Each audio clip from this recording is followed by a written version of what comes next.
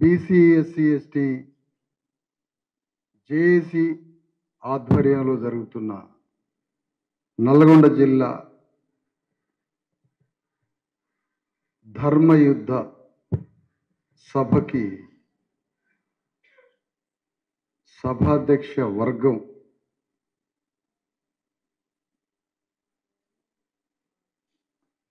వినోదెండు రాఘవేంద్ర గారికి మరియు వేదిక మీద హాజరైనటువంటి ముఖ్య అతిథి పాత్రలో వచ్చిన బాలగోని బాలరాజు గౌడ్ గారికి, ముఖ్య వక్తగా వచ్చేసినటువంటి ప్రొఫెసర్ నాగం కుమారస్వామి గారికి,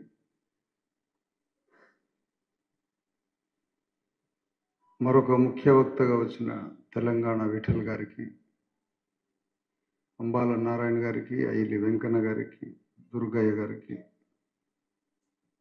ఒక వేదిక మీద ఉన్నటువంటి చాలామంది నాయకులు, ఖమ్మం జిల్లా నుంచి వచ్చిన వీరబ్రహ్మం గారి వారసత్వంగా వచ్చిన రాంబాబు గారికి, ఎలికట్టి విజయ్ గారికి,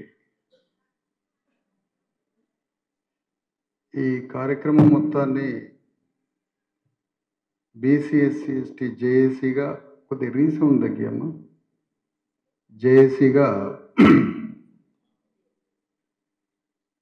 వరిగల దుర్గాప్రసాద్ జిల్లా ఇన్ఛార్జ్,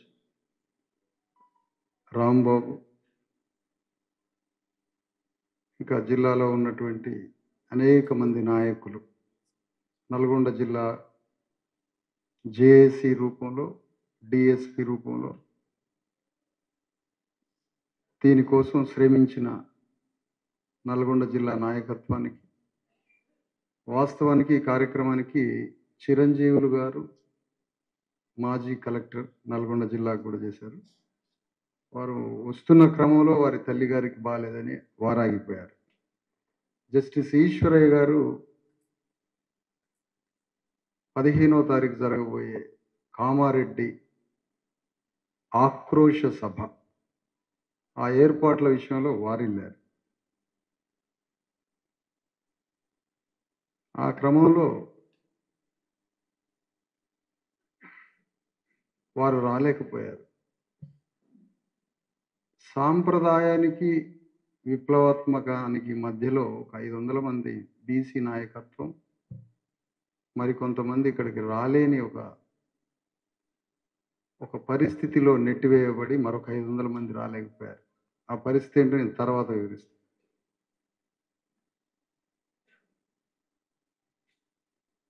మరియు రాష్ట్ర కమిటీ సమావేశం ఒకటి ఉండే, దానికి హాజరైన 30 మంది వివిధ జిల్లాల నుంచి వచ్చిన ఒక 20 మంది వచ్చి ఉంటారు వివిధ జిల్లాల నుంచి. వారికి ఈ సభలో కూర్చున్నటువంటి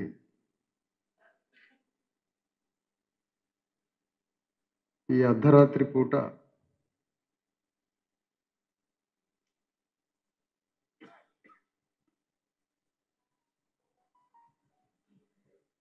ఒక విప్లవాన్ని,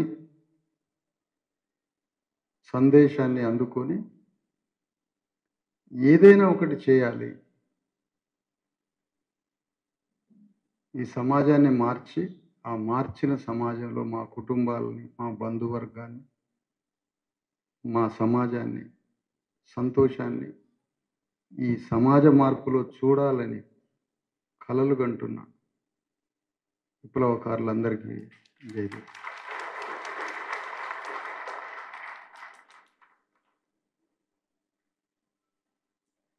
అసలు తెలంగాణ అంటే మన అమ్మమ్మలు, తాతలు తలకి కట్టుకొని దాని వెనక నుంచి రుమాల కట్టి ఓ సుట్ట పట్టుకొని దారి పొడుగున అక్కడక్కడ కొంత కళ్ళు తాగుతూ నడుచుకుంటూనే గుట్టలల్లా గ్రామం వచ్చేది, బంధువుల దగ్గరికి, స్నేహితుల దగ్గరికి. మన అమ్మమ్మలు కంటె బొక్కలు వెళ్ళి పీనిగ శరీరంలాగా ఉండి ఎముకల గూడుతో జాకెట్ని ఇక్కడ ఇంత ముడేసుకుంటారు.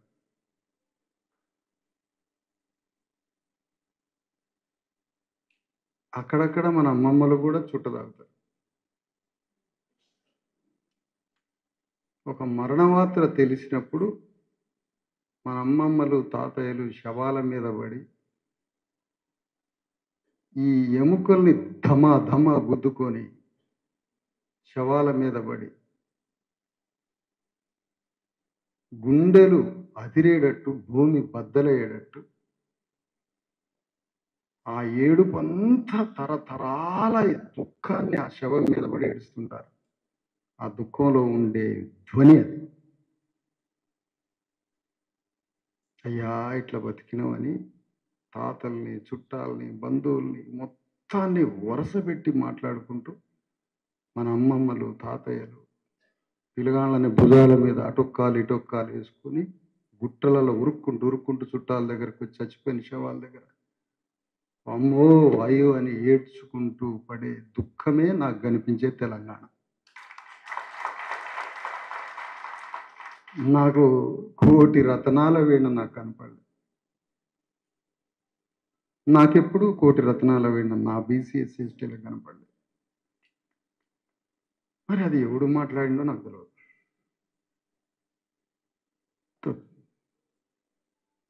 మనకి కళ్ళకు కనిపించేదంతా అబద్ధం. మూడో కన్ను తెరవాల్సిందే సత్యాన్ని చూడటానికి.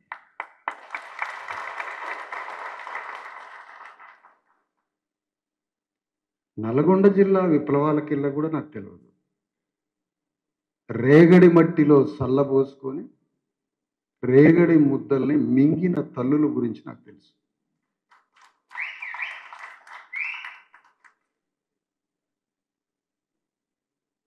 నడుముకి ఆకలి అయితంటే తాళ్ళు బిగించి ఆకలి కాకుండా చేయడం తెలుసు నాకు.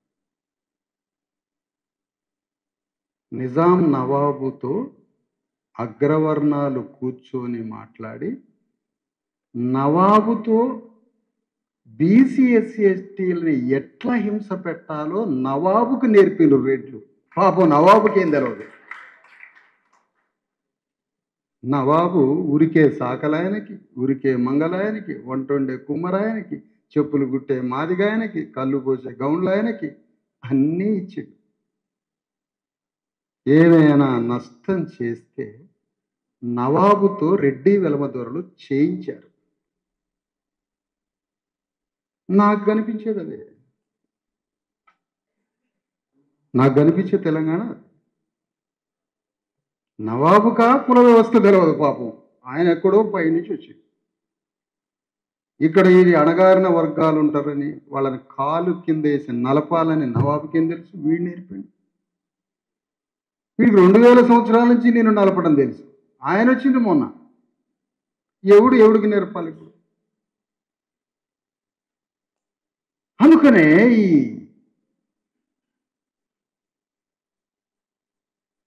వందల బుక్ స్టాల్స్ ఉన్నాయి తెలంగాణ,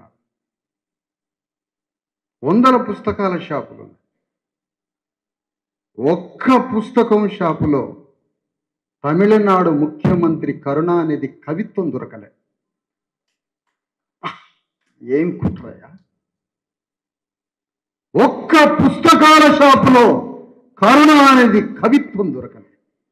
మన ప్రజల పట్ల కన్నీరు గార్చిన కరుణరథం నాయి బ్రాహ్మణ కులంలో పుట్టిన కరుణానిధి కవిత్వం ఒక్క పుస్తకాల షాపులో ఎందుకు దొరకలేదంటే తెలంగాణ గడ్డ మీద తమిళనాడులాగా రిజర్వేషన్ల ఉద్యమం ప్రారంభమైతే గ్రామంలో నా వాటా ఎంత అని మనందరం అడుగుతామని కరుణానిధి కవిత్వం రాకుండా చేశారు. శ్రీశ్రీ కవిత్వం మాత్రం పుస్తకాల వరద. తాజ్మహల్ కట్టడానికి రాళ్ళెత్తిన కూలీలు ఎవరో అట, ఒడిరోళ్ళని మాత్రం చెప్పడాట ఆయన. ఒడిరోళ్ళని చెబితే ఊటి వాళ్ళంతా కలిసి బయలుదేరు. సరే ఏదైతే ఏంది, కరుణ అనేది కవిత్వం శ్రీకి తెలుసు, కానీ ఎక్కడా ప్రస్తావించలేకపోయా.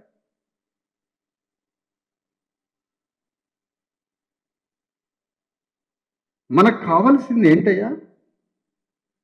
మనకేం కావాలా? ఒకడు సత్యాన్ని చంపడానికి భుజం మీద గొడ్డలు పెట్టుకొని తిరుగుతున్నాడు. భారతదేశం నుంచి సత్యాన్ని ఖాళీ చేయాలట. సత్యం అనేదే ఉండకూడదు. అబద్ధంతో దేశాన్ని, భారతదేశాన్ని పరిపాలించాలి. సత్యాన్ని చంపేయాలి. గొడ్డలి భుజం మీద పెట్టుకొని తిరుగుతున్నాడు మోడీ. అబద్ధంతో ప్రపంచాన్ని కట్టాలని. మన భారతదేశంలో అబద్ధంతో రాష్ట్రాన్ని పరిపాలించాలని రేవంత్ రెడ్డి తిరుగుతున్నాడు. వాడు సత్యాన్ని చంపాలి. దీన్ని ఢీ కొట్టడానికి చర్యకి ప్రతిచర్య ప్రపంచ మానవ చరిత్ర చెప్తుంది. చర్యకి ప్రతిచర్య. చర్య చేసినవా ప్రతిచర్య ఉండాల్సిందే. అడవిలో ప్రతి జంతువు మీదికి మరో జంతువు దాడి చేస్తుంది. మానవ లోకంలో మాత్రం మన మీద 2500 సంవత్సరాల నుంచి దాడి చేసినా ప్రతిచర్య లేదు మన నుంచి. కుక్క మీద రాయేస్తే తిరగబడిద్దట. కోతి మీద వేయక ముందే తిరగబడిద్దట. బీసీ ఎస్సీ ఎస్టీల మీద గుండెల మీద కాలుతో నారాయణపురం జమీందారు ఇక్కడ గుద్దుతాడు. ఏమిరా తాడి చెట్టుకి ఏం కట్టినవరా నువ్వు? ఒక్క గుద్దుకే గౌలాన్ని చనిపోయాడు నారాయణపురం జమీందారు. ఎవరి మీద పగ తీర్చుకోవాలి ఇప్పుడు? కరుణానిధి కవిత్వం వస్తే శత్రువు దొరికిపోతాడు. అంబేద్కర్ పుస్తకం వస్తే శత్రువు దొరికిపోతాడు. జ్యోతిరావు పూలే వస్తే శత్రువు దొరికిపోతాడు. సాహు మహారాజ్ వస్తే శత్రువు దొరికిపోతాడు. కాన్షీరామ్ వస్తే శత్రువు దొరికిపోతాడు. కాబట్టి వీళ్ళెవరూ రావద్దు. ఏం కుట్ర? ఏంటి మన జీవితానికి అర్థం ఏంటయ్యా? మన జీవితానికి ఏ పాడుపడే శరీరానికి ఏందంటారు ఇదంతా?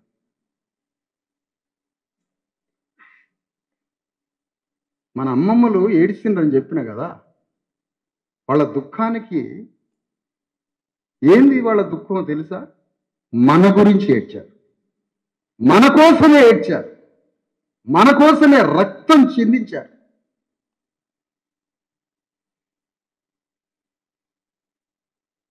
మనం తెలంగాణ గడ్డ మీద దేశంలో నా వాటా ఎంత? 90% ప్రజలకి భారతదేశ సంపద, తెలంగాణ సంపద 90% బీసీ ఎస్సీ ఎస్టీ మత మైనారిటీలకి అందరికీ కలిపి 90% ప్రజలకి 90% వాటా జరగడమే అసలైన యుద్ధం. అదే మనం చేయబోయేది.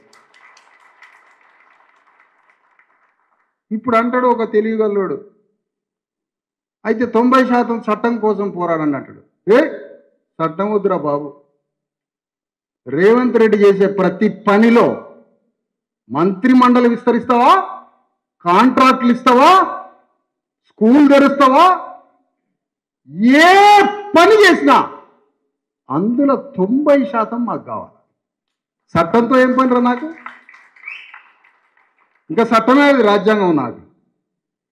ఒకవైపు చట్టం కోసం కూడా పోరాడతాం, ప్రతి చోట అడుగుతాం.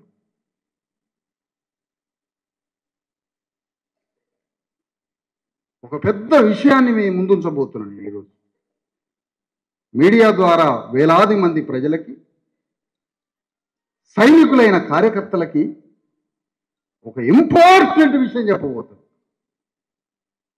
భారతదేశంలో 1902లో మొదటిసారిగా రిజర్వేషన్ల ఉద్యమం పుట్టింది.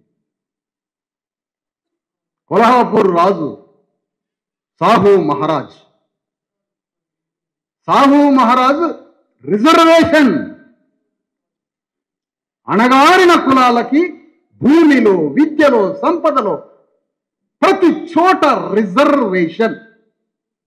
540 రాజ సంస్థానాలలో బ్రిటిష్ వాళ్ళకి నచ్చిన మెచ్చిన ప్రజాస్వామ్యవాదిగా పేరుగాంచిన ఒకడే ఒక రాజు సాహు మహారాజ్. ఆ Sahu Maharaj first time reservation ఇచ్చింది. చాలా జాగ్రత్తగా వినాలి. బాలరాజు గారు, వేదిక మీద ఉన్న పెద్దలు. కానీ 1902లో ప్రారంభమైన రిజర్వేషన్ల ఉద్యమం ఈరోజు 42% మాకు రాజ్యాంగబద్ధం చెయ్యండి, మాకు చట్టం చేయండి, మా బిడ్డలు చదువుకునే హక్కుకు ఇంకా రాజ్యాంగబద్ధత రాలేదట. అది రాజ్యాంగబద్ధం చేసి కోర్టుల ముందు నిలబడకుండా, కోర్టులు కొట్టేయకుండా ఒక రాజ్యాంగంలో మా బిడ్డల చదువు కోసం రిజర్వేషన్ చట్టం తీసుకురండి అని 100 కోట్ల మంది అడుగుతున్నారు దేశంలో. అంటే ఇప్పుడు నేర్చుకోవాల్సిన పాఠం ఏంటో తెలుసా? రిజర్వేషన్ల ఉద్యమాన్ని 1902లో ప్రారంభమైన రిజర్వేషన్ల ఉద్యమాన్ని కొనసాగించాల్సిందే మళ్ళీ ఇప్పుడు. Very important. ఎందుకు? రిజర్వేషన్ల ఉద్యమం ప్రారంభమైన ఈ రోజుకి రాజ్యాంగబద్ధత లేదు. షెడ్యూల్ కులాలకి వారి జనాభాకి తగ్గ రిజర్వేషన్ లేదు. రిజర్వేషన్ ఉన్నది అమలు కావడం లేదు. రిజర్వేషన్ ఉన్నది అమలు కావడం లేదు. ఎక్కడ అమలు కావడం లేదు రిజర్వేషన్? బీసీలకు రావాల్సింది రాలేదు, ఎస్టీలకు రావాల్సింది రాలేదు, వచ్చిన రిజర్వేషన్ అమలు కాలేదు. కాబట్టి రిజర్వేషన్ల ఉద్యమం కొనసాగాలి. రాజ్యాధికార ఉద్యమం సాహు మహారాజు నుంచి ప్రారంభమైంది. అది ఇప్పటికీ కాన్షీరామ్ ద్వారా కూడా కళ నెరవేరలేదు.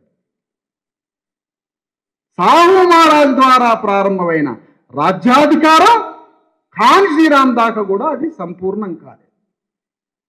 ఈ దేశం ఇప్పుడు నేర్చుకోవాల్సిన పాఠం ఏంటంటే, రిజర్వేషన్లను వదిలిపెట్టి పూర్తిగా రాజ్యాధికారం అని ప్రయాణం చేసినా అది విఫలమైపోయింది. రిజర్వేషన్ల ఉద్యమం అది సంపూర్ణం కాలేదు. రెండింటి నడుమ భారతదేశంలో ఉన్న 100 కోట్ల మంది బీసీ, ఎస్సీ, ఎస్టీలు రాజ్యాధికారం లేదు, రిజర్వేషన్ లేదు. రెండింటి మధ్య జీవోత్సవమే మిగిలిపోయారు. పోనీ రిజర్వేషన్ పొందినోడికి కృతజ్ఞత చెల్లించే ఉద్యమం చేస్తున్నాడా? రిజర్వేషన్లో పండు తిన్నోడంటే రిజర్వేషన్ల పోరాటం వీడికి తెలవకుండానే రిజర్వేషన్ వచ్చింది కాబట్టి అతడు పోరాటంలో లేడు.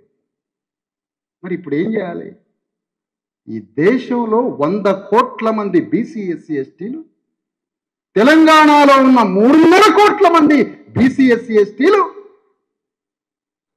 రిజర్వేషన్ల ఉద్యమం సంపూర్ణంగా విజయవంతం కావడానికి 90% రిజర్వేషన్లు సంపూర్ణంగా చట్టబద్ధత, నైతిక బద్ధత రెండు కావడంతో పాటు రాజ్యాధికార యుద్ధము, రిజర్వేషన్ల యుద్ధము రెండు జమిలిగా జరిగి తీరాల్సిందే. రాజ్యాధికార ఉద్యమం జరగాలి, రిజర్వేషన్ ఉద్యమం జరగాలి. ఇప్పుడు జరిగే రిజర్వేషన్ల ఉద్యమంలో మనం భాగస్వాములం అయితే చాలా జాగ్రత్తగా వినాలి. ఆనాడు ప్రజల భాగస్వామ్యం లేకుండా అంబేద్కర్ రిజర్వేషన్ ఇచ్చిండు. అది ఎట్లొచ్చిందో మనకు తెలియదు. కానీ ఈనాడు ఈ రిజర్వేషన్ల పోరాటంలో మనందరం భాగస్వాములమై రిజర్వేషన్లు సాధిస్తే ఆ జ్ఞానంతో రాజ్యాధికారం కూడా వచ్చేసింది. మనకి నిన్ను ఇంట్లో కూర్చోబెట్టి అంబేద్కర్ లండన్ పోయి వాదించి నీకు రిజర్వేషన్ ఇచ్చింది.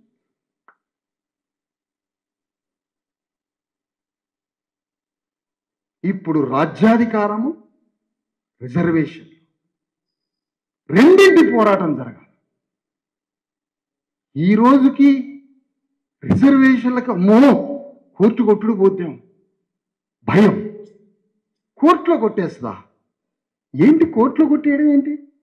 2500 సంవత్సరాలు ఒక శూద్రుడు చదువుకోవద్దు, ఒక శూద్రుడికి భూమి మీద హక్కు లేదు, నాణ్యం మీద హక్కు లేదు, పుస్తకం మీద హక్కు లేదు, రాజ్యం మీద హక్కు లేదు. ఒక శూద్రుడు బానిస, ఆ శూద్రుడు పైవర్ణాలకి బానిసలుగా సహాయం చేయాలి, సేవ చేయాలి అని చట్టం రాసుంటే ఆ చట్టాన్ని బద్దలు కొట్టుకుంటూ ఉద్యమాలు వచ్చి ఈ ప్రజలకి ఇంత రిజర్వేషన్ ఇస్తే అది కోర్టులో పోద్దట. అసలు ఇది ఏంటి దేశమేనా ఇది? కోర్టులో ఎవరు కొట్టేస్తాడు? రాజ్యాంగ భద్రత లేదు కాబట్టి. రాజ్యాంగ భద్రత ఎందుకు లేదు? మండల కమిషన్ వచ్చింది, సంపూర్ణ అమలు కాలే. ఆయా రాష్ట్రాలకి ప్రతిపాదనలు పోయినాయి, రాష్ట్రాల నుంచి సరి అయిన రాజ్యాంగ భద్రత లేదు. ఒక్క తమిళనాడులో 100 ఏళ్ల సాంస్కృతిక ఉద్యమం. నువ్వు 100 ఏళ్ల క్రితం సాయుధ పోరాటం అని మొదలయ్యింది నల్గొండలో, సూర్యాపేట. నేను సాయుధ పోరాటంలో పెట్టింటే హైదరాబాద్లో రెడ్డి గారి సెటిల్ అయ్యింది, పిల్లలు చదివించుకుంటా. మరి పోవాలి, ఆయన వెనకబడి చూడాలి మనం. ఆడ హైదరాబాద్లో పిల్లలు చదివించాడట, ఈడ మనం సాయుధ పోరాటం. వారి బిడ్డలందరూ చదువుకున్నారు, వారి బిడ్డలు చదువుకొని అధికారంలో వారు, అమరవీరుల్లో మనం. అమరవీరుడు, అమరత్వం, అమరత్వంలో మనల్ని. ఎస్, ఇప్పుడు జరగాల్సింది ఏంటి? ప్రతి చోట మాకు రిజర్వేషన్ కావాలి. ఎవ్రీవేర్, ప్రతి స్థలంలో ప్రభుత్వం ఖర్చు పెట్టే ప్రతి రూపాయలో, ప్రభుత్వం చేసే ప్రతి కార్యక్రమంలో 90% ప్రజలకి వాటా కావాలి మాకు. అదే ప్రజాస్వామ్యం, అదే రాజ్యాంగం, అదే డెమోక్రసీ, అదే రిపబ్లికన్ స్టేట్, గణతంత్ర దేశం. Distribution, equal distribution, fair treatment, సమాన ఆదరణ, తల్లిలాగా ఆదరించాలి. ఫెయిర్ ట్రీట్మెంట్ లేదు, ఈక్వల్ డిస్ట్రిబ్యూషన్ లేదు. ఓపెన్గా రేవంత్ రెడ్డి డిస్ట్రిబ్యూట్ చేస్తున్నాడు రాజ్యాన్ని రెడ్లకి డిస్ట్రిబ్యూట్ చేస్తుంటే మనం ఏం పని చేస్తున్నావయ్యా?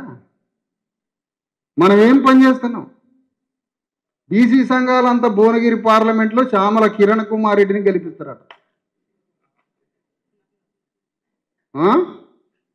బీహార్లో అయితే సోడా పగలగొట్టి పొడిచెట్టోడు. బీహార్లో అయితే నిజాలు మాట్లాడుకుంటే ఈ అమ్మ ప్రశాంతంగా ఉంటుంది, మనసు సంతోషంగా ఉంటుంది నిజాలు మాట్లాడు. బీహార్లో అయితే గెదివిచ్చేటోళ్ళు అంటారు. మీకేం పని అయ్యాడా? రెడ్లకేం పని అంటున్నా? పేద రెడ్ల సంఘం బయలుదేరింది. నేను అడుగుతున్న వాళ్ళని, రాజ్యము ఇంతకాలం మా రెడ్డి కులంలో చేతిలో ఉంది, భూమి మా రెడ్లకే ఎక్కువ ఉన్నది, రాజ్యం మాకే ఉంది, సంపద మాకే ఉంది, ప్రతి చోట మా వాటానే ఎక్కువ ఉందని ఈ రెడ్ల సంఘం ఎందుకు చెప్పట్లే?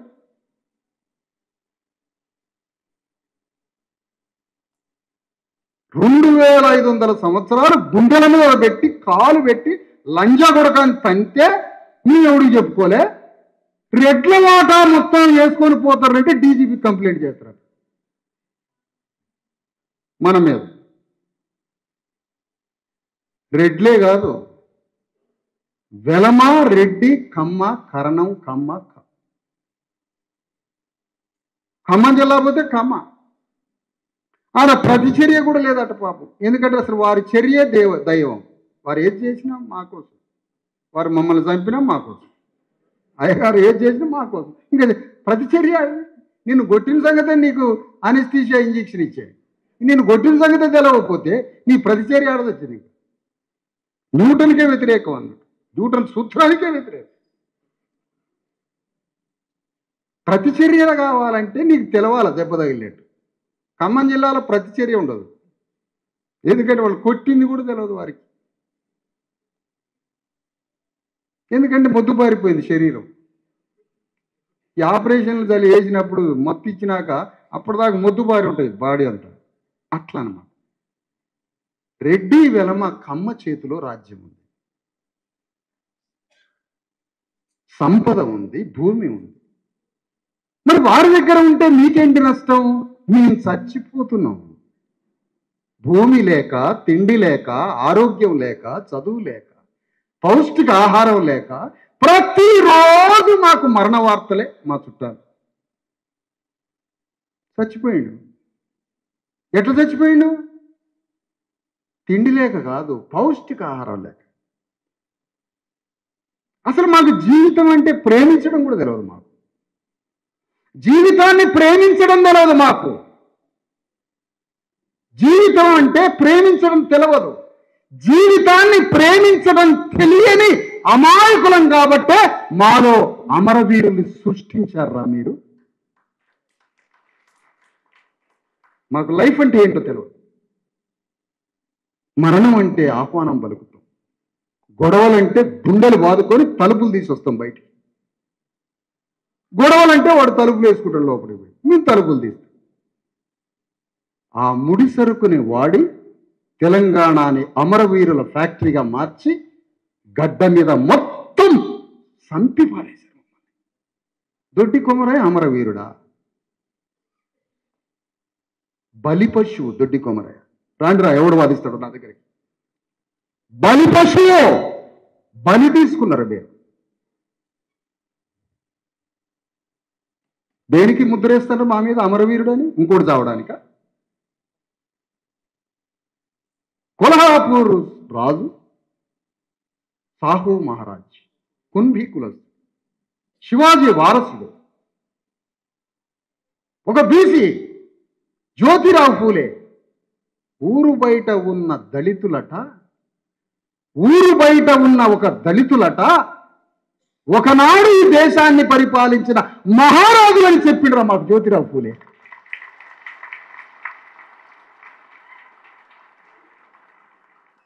ఆ రుణం చెల్లించుకోవడానికి బయలుదేరిన బీసీలకి. ఆ రుణం చెల్లించుకోవడానికి నా కళ్ళు తెరిపించి, నాకు మనోనేత్రం ఇచ్చి, నువ్వు మహారాజు ఒకనాడు దేశాన్ని పరిపాలించినవని జ్యోతిరావు ఫూలే చెప్పిండు. కన్ను తెరిపించిండు నాకు. ఆ రుణం చెల్లించుకోవడానికి బయలుదేరిన. మిత్రులు దొరికిండ్రు, దేవుడిచ్చిన అన్నలు దొరికిండ్రు నాకు.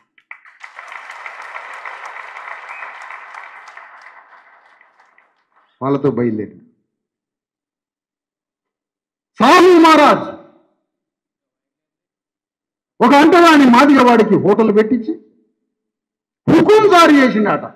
అరే అగ్రవర్ణాల మిత్రులారా, మీరు పోయి అంటరానివాడి హోటల్కి పోయి అన్నం తినండి అన్నాడట.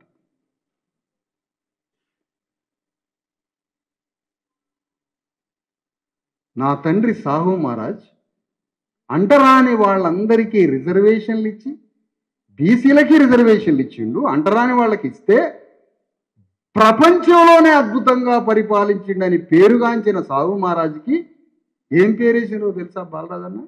దేడంక రాజ్. ఇది మాదిగోళ్ళకి రాదని పేరేసి ప్రపంచ దేశ లండన్లో మాట్లాడింది ఆయన గురించి. దేడంక రాజు, ఇది మాల మాదిగోళ్ళకి రాదు. అంటే ఒక ప్రజాస్వామ్యబద్ధంగా పరిపాలించి చాతుర్వర్ణ కుల వ్యవస్థని కాదని శూద్రుడు ఎందుకు చదువుకోకూడదు? శూద్రుడు ఎందుకు ఉద్యోగం చేయకూడదు? శూద్రుడు ఎందుకు బడిగిపోకూడదు? భూమి మీద, చదువు మీద, జ్ఞానం మీద, ఉద్యోగం మీద, నాణ్యం మీద, సంపద మీద అందరికీ హక్కు ఉండాలని తన రాజ్యంలో అందరినీ సమభాగస్వామ్యం చేసిన సాహు మహారాజుకి దేడంక రాజంటరా. అందుకని రుణపడి ఉన్నా నేను నా జాతికి, బీసీలకి. కరెక్ట్గా సాహు మహారాజ్ చేసిన ఘనకార్యం ఏంటో తెలుసా?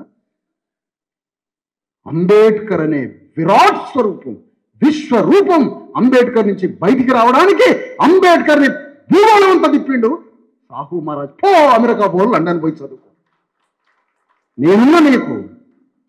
ఒకే ఒక్క రాజు వచ్చి అంబేద్కర్ని చదివించి అఖండ జ్యోతి అయిపోయాడు ఈరోజు అంబేద్కర్. మరణం లేని అదిగో అంబేద్కర్ చదివించిన సాహు మహారాజ్ ఒక బీసీ. అందుకని వాళ్ళకు రుణం చెల్లించుకోవడానికి బయలుదేరి సార్.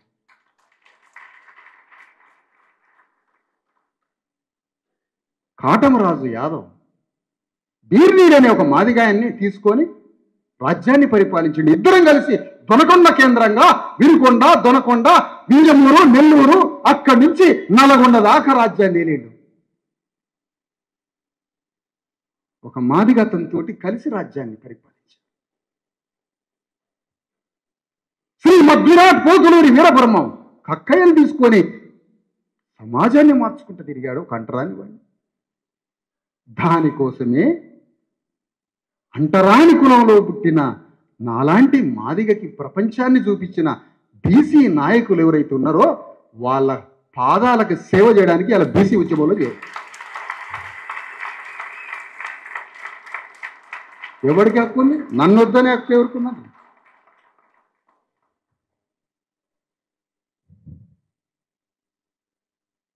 బీసీలం పోరాటంలోకి లాగితే అవును ఊరికి దూరంగా నెట్టివేయబడలేదు. అట్లాని ఊళ్ళో అన్ని అధికారాలు ఇవ్వలేదు. ఎటు కాకుండా చచ్చిండు. మరి ఏం చేద్దాం? ఎటు కాకుండా అయిపోయాడు. ఊరికి దూరంగా నెట్టితే కత్తో కర్ర తీసుకొని ఎదురు తిరిగేటోడు అట్లా లేకపోయా. అట్లాని ఊళ్ళో ఉంచి అన్ని అధికారాలు ఇచ్చిందంటే అట్లా లేకపోయా. ఇది బానిస కాదా, మనిషి కాదా?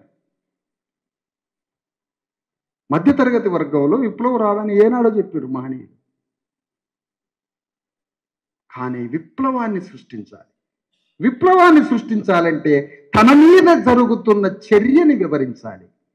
తన మీద జరిగిన చర్యని వివరిస్తే ఆ చర్య తనలోకి పోయి అతనిలో ప్రతిచర్య జ్వాల, విప్లవ సామర్థ్యం తయారవుద్ది. మనిషి ప్రతిచర్య చెప్పాలి.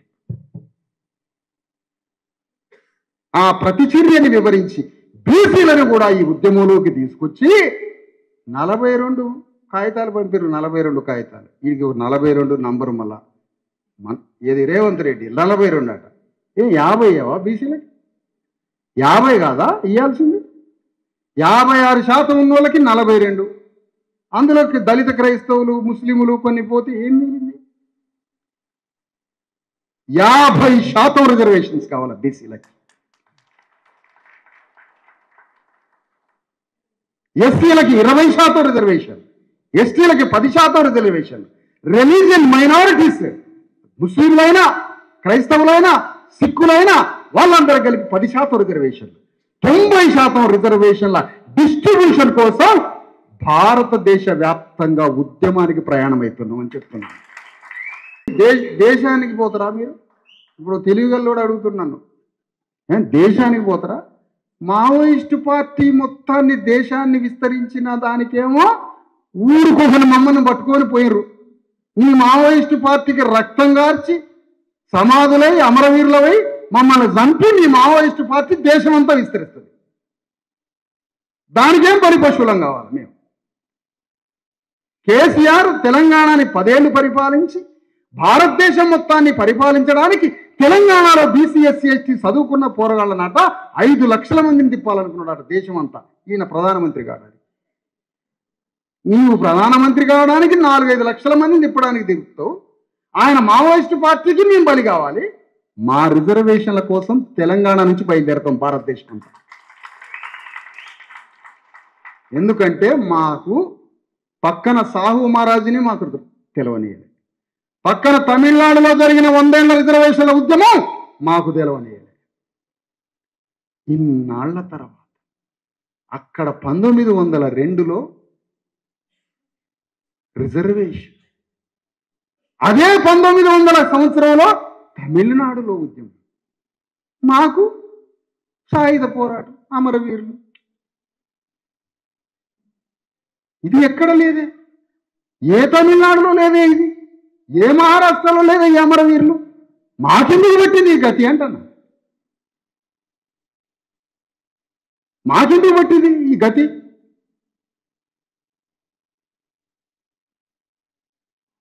ఉద్యమం కావాల్సింది. నీకు హిందూ రాజ్యం కావాలనా? నీకు హిందూ రాజ్యం కావాలనా? 90% ప్రజలకి రిజర్వేషన్ కావాలనా అని అడిగితే రిజర్వేషన్సే కావాలని దేశమంతా మొత్తుకునే విప్లవాన్ని సృష్టించాలి. మీకు తెలంగాణ ఉద్యమం కావాలన్నా బీసీ ఎస్సీ ఎస్టీల రిజర్వేషన్ కావాలన్నా అంటే మాకు తెలంగాణ కన్నా ముందు బీసీ ఎస్సీ ఎస్టీల రిజర్వేషన్ కావాలని అనాలి. కానీ అనలేకపోయింది. మీకు జాతీయవాదమైన భారతదేశ బ్రాహ్మణులకు అధికారం ఇచ్చే జాతీయ ఉద్యమం కావాలన్నా బీసీ ఎస్సీ ఎస్టీలకి రిజర్వేషన్ కావాలా అంటే మాకెందుకండి బీసీ ఎస్సీ ఎస్టీ రిజర్వేషన్? ముందు దేశానికి స్వాతంత్రం వస్తే చాలు. ఆ చొక్కా లేని గాంధీ గారు, కోట్ వేసుకున్న నెహ్రూ ఒక్కరోజు అని చెప్పలేదా ఈ గాంధీకి చొక్కా ఏమని? చూడలేక చచ్చిపోయినాం కదా. ఆయనేమో కోట్ల మీద కోట్లు దానికి గులాబ్ పువ్వు, మళ్ళా అదేమో వాడిపోదు, మనం వాడిపోవాలి, ఆయనది వాడిపో. పోయి నాగార్జున సాగర్ బ్రిడ్జి కట్టిండాడు, నీళ్ళు ఆపిండు, జానారెడ్డి అందరూ బాగుపడరు సాగర్తో. నాగార్జున మనకేమొచ్చింది? మన నెత్తురు ఏరులేకి పారింది. ఆయన నాగార్జున సాగర్ కట్టి ఆధునిక దేవాలయం, ఈయనెవరు ఆధునిక దేవుడు. అరే బాబు, నాగార్జున సాగర్ కాదురా బాబు, కాకా కాలేకర్ కమిషన్ నువ్వు అమలు చేసినట్టయితే 100 కోట్ల మంది బీసీ ఎస్సీలు బాగుపడేటోళ్ళం బీసీలో. నీకెవడు కావాలి నాగార్జున సాగర్? మాకెందుకు? మమ్మల్ని చదివిచ్చే కాకా కాలేకర్ కమిషన్ నువ్వు ఎందుకు అమలు చేయలే?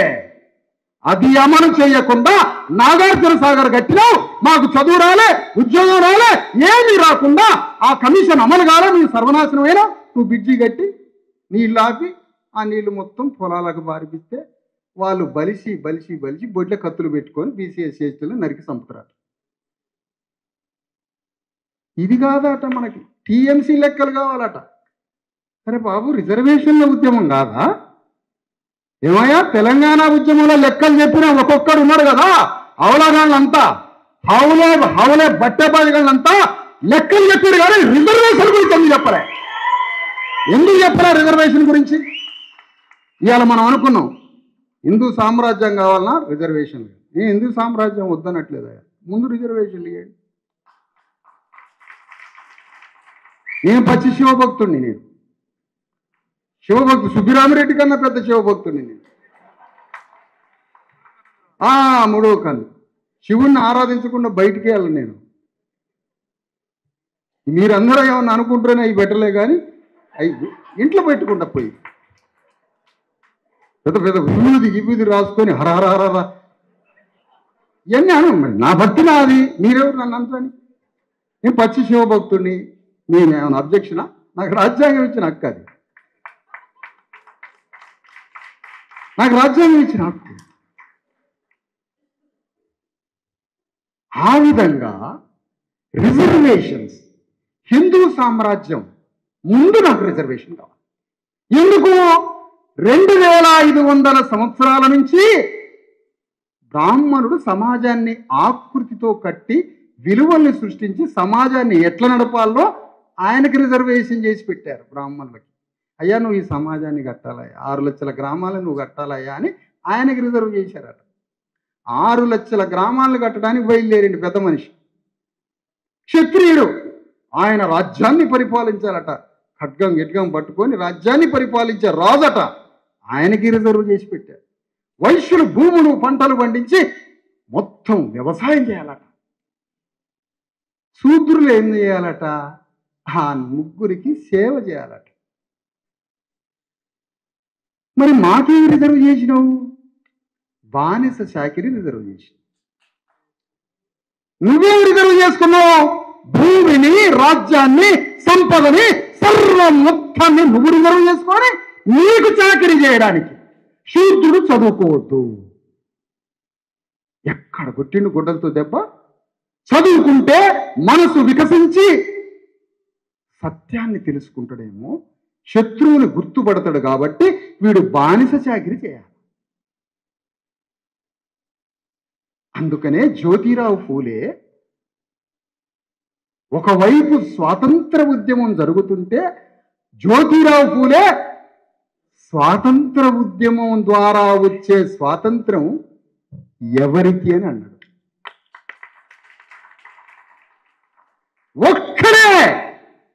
ఒకే ఒక్కడు ఈ దేశ స్వాతంత్రం ఎవరి కోసం వస్తుంది అన్నాడు. ఎందుకో తెలుసా? అప్పుడు హంటర్ కమిషన్కి కాగితం ఇచ్చిండు, నా బీసీ ఎస్సీ ఎస్టీలకి చదువు నేర్పండి అని.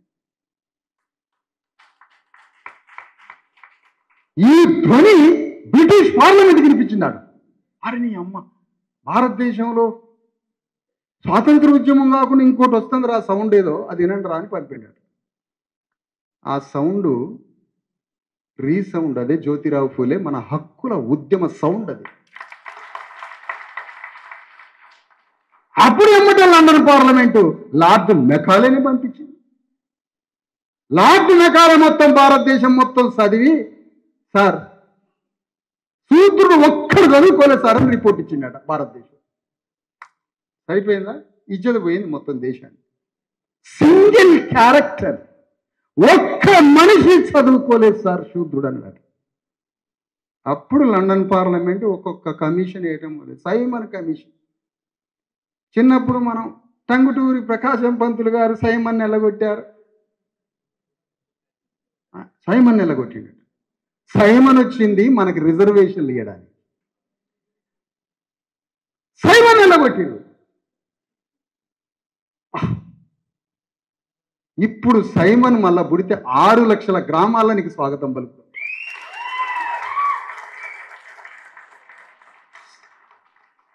కానీ ఆల్రెడీ ఒక మనిషి పలికిండు స్వాగతం. భారతదేశంలో ఉన్న స్వాతంత్ర ఉద్యమ నాయకులంతా సైమన్ గోదా కంటే సైమన్ వెల్కమ్ అని ఒక్క అంబేద్కర్ ఒక్కడే పిలిచిండు సైమన్. మింటో మార్లే సంస్కరణలు, జెమ్స్ఫర్డ్ సంస్కరణలు, మొత్తం రిఫార్మ్స్ అడ్మినిస్ట్రేషన్లో బయలుదేరి డెమోక్రాటిక్ గా పరిపాలించండి అని బ్రిటిష్ గవర్నమెంట్ ప్రజలకి భాగస్వామ్యాన్ని ఇవ్వడం మొదలుపెట్టింది జ్యోతిరావు ఫూలేతో. అలాంటి జ్యోతిరావు ఫూలే అక్కడ బయలుదేరి దేశంలో ఉన్న శూద్రులని, తెలంగాణ పద్మశాలీలు ఈ సాయుధ పోరాటాలన్నీ వదిలిపెట్టి మహారాష్ట్ర పోయి ఏం చేసిర్రు? ఈడ ఉన్నట్టయితే పద్మశాల అయినా సాయుధ పోరాటంలో తెచ్చేటోడు. ఇక్కడి నుంచి ముందే వెళ్ళిపోయారు, ఏదో ఏదో కొంప నాశనం అయ్యేటట్లే ఉందని గ్రహించిండు. ఈ నుంచి పద్మశాలీలు పూనా పోయి జ్యోతిరావు ఫూలే ఇంటికాడ ఇండ్లేసుకొని బట్టలు అమ్ముకుంటూ జ్యోతిరావు ఫూలే ఉద్యమానికి పైసలు సాయం చేసిర్రు పద్మశాలి. ఇక చూడు కథ. ఇవాళ పద్మశాలి ఆయన బతుకు చూడాలి. అంతకన్నా కటిక పేద ఇంటరావేటివ్ కమ్యూనిటీ. అన్నం లేక నెల రోజులు తిండి తినకుండా ఉరి పెట్టుకొని చస్తాడు. ఈ నెల రోజులు తనకు బూలేదన్న సంగతి పక్కింటోడు కూడా చెప్పాడు. ఎవరు చంపుతున్నారు? ఎవరు చంపుతున్నారు పద్మశాలిని? కాకా కాలేకర్ కమిషన్ అమలు కాలేదు కాబట్టి, రిజర్వేషన్ ఇవ్వలేదు కాబట్టి, మండల్ కమిషన్ అమలు కాలేదు కాబట్టి, ఈ దేశం బీసీలను ప్రేమించలేదు కాబట్టి నా జాతులు చచ్చిపోతా ఉన్నాయి. ఆయనేమో అర్జెంటుగా నెహ్రూ ఈడికి వచ్చి ఇక్కడ కూర్చొని కట్టించిండట నాగార్జున సాగర్ జానారెడ్డి కోసం. ఆయన నవ్వు తెలియదు, ముఖంలో ఏడుపు తెలియదు. అసలు అది ఏం ఫీలింగో ఎవడికి అర్థం కాదు ఆ ముఖం.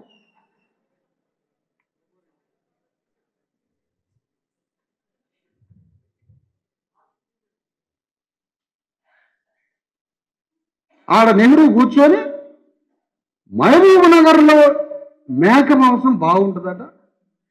ఎందుకు అంటే ఆ మేకలు గుట్టలు ఎక్కుతాయట దిగుతాయట, గుట్టలు ఎక్కుతాయట దిగుతాయట.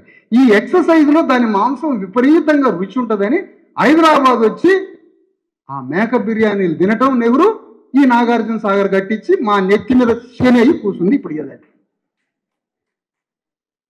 అది ఖమ్మం జిల్లా సరాసరి పోతాడు శీలం సిద్ధారెడ్డి గారు ఒక కాలువ. అది ఎందుకు కమ్మరుకోదు? ఆడ కమ్మారెడ్డి, ఈడ రేట్ల కోసం సాగర్, నాగార్జున సాగర్ బహుళార్థక ప్రాజెక్ట్ కట్టింది ఎవరు? ఎవరు నెత్తురన్న జిందిందా సాగర్ కట్టడానికి?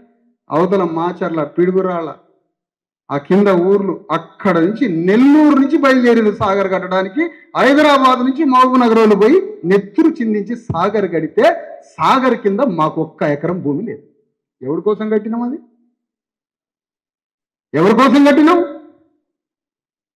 ఇక్కడ మీరు గ్రహించాల్సింది ఏంటంటే తెలంగాణ ఉద్యమమా కావాల్సింది రిజర్వేషన్ అంటే మాకు తెలంగాణనే కావాలన్నారు. మరి ఇప్పుడు కేసీఆర్ దగ్గరికి వద్దాం. మండల్ కమిషన్ అమలులో నువ్వు పాల్గొనలే, కానీ తెలంగాణ ఉద్యమం ఎత్తుకుంది.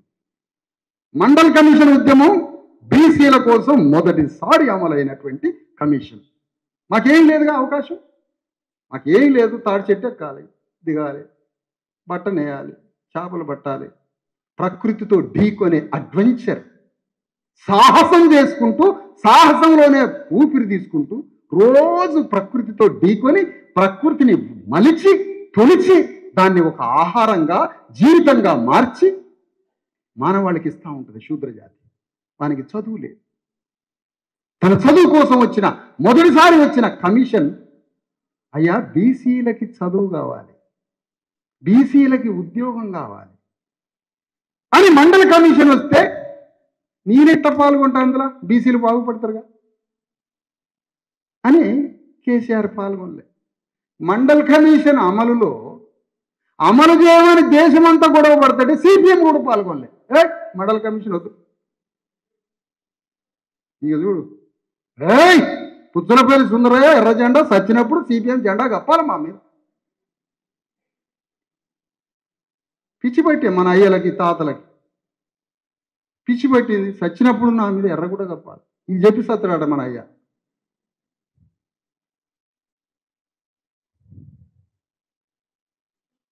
మండల్ కమిషన్ ఉద్యమంలో కేసీఆర్ పాల్గొనలే. ఈరోజు 42% రిజర్వేషన్ల కోసం తెలంగాణ ఒక్కటై మొత్తుకుంటుంటే ఇప్పుడు బయటికి రాలేదు కేసీఆర్. చూసారా, రిజర్వేషన్లు ఏమో వద్దు, తెలంగాణ కావాలి, మనకి తెలంగాణ కావాలి, రిజర్వేషన్లు వద్దు. ఏం జ్ఞానం అండి ఇది? అజ్ఞానం. పక్కన తమిళనాడు రిజర్వేషన్, మహారాష్ట్ర రిజర్వేషన్, మనకి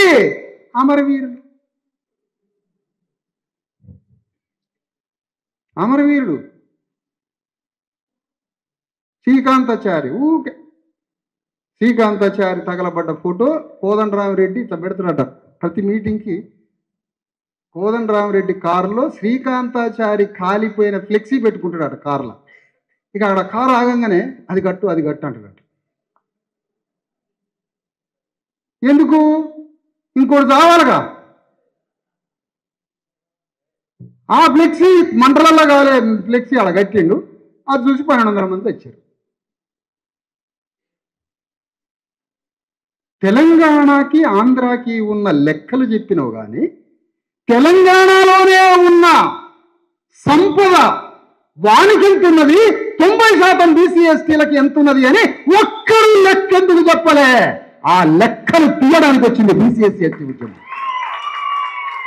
అది చెప్పరా? ఈ లెక్కలు చెప్పే హౌలగాళ్ళు ఈ లెక్కలు చెప్పరా అంటున్నా. ఎంత మోసం ఇది! ఊళ్ళో ఉన్న దొర ఎక్కువ మోసం చేసిండా నిన్ను? ఆంధ్రలో మోసం చేసిండా? అసలు ఎక్కడ పనిచేస్తుంది మన మెదడు? తెలంగాణ కావాల్సిందే. ఎప్పుడది? నీ నాయకత్వంలో, నీ అధికారానికి వచ్చేటట్టయితే నీకు తెలంగాణ కావాలి. నీ నాయకత్వం ఏంది? నీవు రాజ్యానికి రాంది తెలంగాణ దేనికది? వస్తే సస్తే నువ్వు మా రిజర్వేషన్ ఉద్యమంలో పాల్గొన 9th షెడ్యూల్లో పెట్టాం బీజేపీ అంటుంది. ఎంత గట్స్ చూడండి దానికి. ఎందుకు ఆ గట్స్? 9th షెడ్యూల్లో పెట్టాం, బీసీ రిజర్వేషన్లను రాజ్యాంగంలో చేర్చాం. ఇట్టనే మీరు బజార్లో పడి తన్నుకొని సావండి, కోర్టులో కొట్టేస్తారు, మా అమ్మ మా బతికిందని సావండి. మేము పెట్టామని అంత ధైర్యంగా ఎందుకంటారంటే బీసీలలో విప్లవం రాదు కాబట్టి. తెలియంది ఏంటంటే విప్లవం సృష్టించడానికి మేము బయలుదేరి చాలాసేపు అయింది బయలుదేరి చాలాసేపు అయింది. ఓరు తెలంగాణ మొత్తం తిరుగుతాం, గుట్టలు గిట్టలు. ఆ రోజులలో తాతలు ఎట్లా నడిచారు అట్లా తిరుగుతాం, ఆడగంత కళ్ళు తాగుతాం, అన్న పోపిస్తే.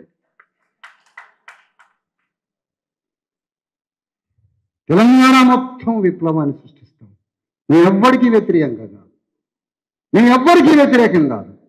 ఈక్వాలిటీ, సమానత్వం అదే మా పోరాటం. దాని మీదనే యుద్ధం. 90% ప్రజలకి 90% రిజర్వేషన్ కావాలి. ప్రజాస్వామ్యబద్ధంగా శాంతియుత మార్గంలో భారతదేశం అంతా ఈ విప్లవాన్ని సృష్టిస్తాం. దానికి ఆదర్శంగా ముందు తెలంగాణలో నిర్మిస్తాం. ఎందుకంటే మాకు 100 ఏళ్ళు పట్టింది ఈ రిజర్వేషన్లు వచ్చేసి. ఎంత పిచ్చోళ్ళని చేశారు మమ్మల్ని చూడండి. కోర్టు కాడికి పోయి ఏం కేసు ఏమవుతుందో, ఏం కొట్టేస్తారో బీసీ రిజర్వేషన్ భయంగా కోర్టు కాడికి పోవటం, కోర్టు కాడికి పోయి భయంగా నిలబడటం. ఎంత ఫాల్తు చట్టం. కోర్టుల 100% పోతుందని రేవంత్ రెడ్డికే తెలుసు. ఎంత అమాయకత్వం అంది. ఆట ఆడుతున్నాడు. గౌన్ల కులం ఆట ఆయనకి సభ్యత్వం ఇచ్చిందట. మా గౌన్లోడే ఇచ్చినావా బాలరాజుబాయి నువ్వు? మరి ఎందుకంటే నాయన మాట నువ్వు కాదంటే గౌన్ల కులం సభ్యత్వం ఇచ్చిందట, మాదిగోలు సభ్యత్వం ఇచ్చిందట, యాదవులు సభ్యత్వం ఇచ్చే భోగోళ్ళు ఇవ్వలేదా అని అసభ్యత్వం నీకు? భోగోళ్ళు ఇవ్వలేదా అంటున్నా. ఇంత పెద్ద మాట అంటాడా? వాళ్ళ అన్నలదమ్ములు తిరుపతి రెడ్డి వాళ్ళంతా కొడతారు నన్ను. రేపు పొద్దున కామారెడ్డి బస్కే పోతున్నా.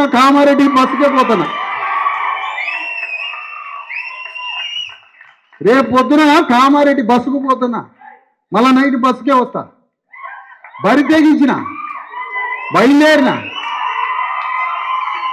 రా. మరి కొడుకురా రావాలా? నన్ను కొట్టాలా? అసలు నన్ను కొట్టాలా? నన్ను కొడితే సీఎం అయిపోతాం మేము. మా రాజ్యంలో కొట్టున్నాను. వెయిట్ చేస్తున్నా. మా మీద దాడి జరగాలి. దాడి చేయి. మా వర్గాలను సింహాసనం మీద కూర్చోబెడుతుంది తెల్లారి. అరే ఎంత అమాయకత్వం. ప్రతి పార్టీ వచ్చి మోసం చేయడం, ప్రతి పార్టీ వచ్చి మా రిజర్వేషన్ల గురించి మాట్లాడ్డా. అరే 2500 సంవత్సరాలు మాకు చదువు లేదురా నాయన.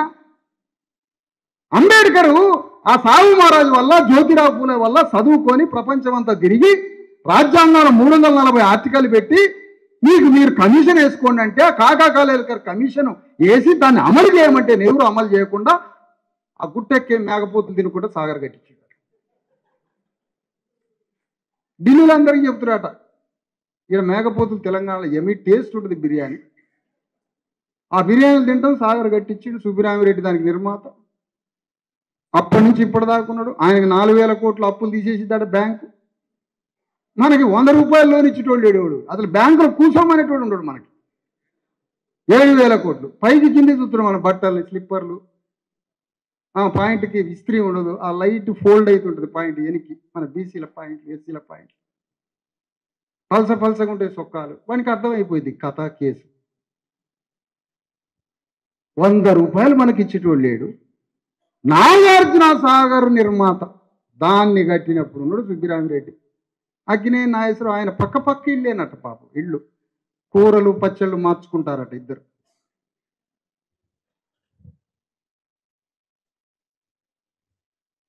ఏమిటి ఇదంతా? వ్యవస్థని ఎవరు అర్థం చేయించాలి? భారత రాజ్యాంగాన్ని అమలు చేయడానికి, నీకోసం వచ్చినటువంటి రాజ్యాంగాన్ని అమలు చేయడానికి నువ్వు సైనికుడి కావా? కాన్స్టిట్యూషన్ ఆర్మీ లేదు కదా. అందుకనే కాన్స్టిట్యూషన్ డస్ట్రాయ్ చేసే ఆర్మీ ఉంది దేశంలో. దేశంలో రిజర్వేషన్స్ కావాలి. దేశంలో రిజర్వేషన్లు ప్రారంభమైనవి కానీ అది అసంపూర్ణంగా మిగిలిపోయింది. అది సంపూర్ణం కావాలి.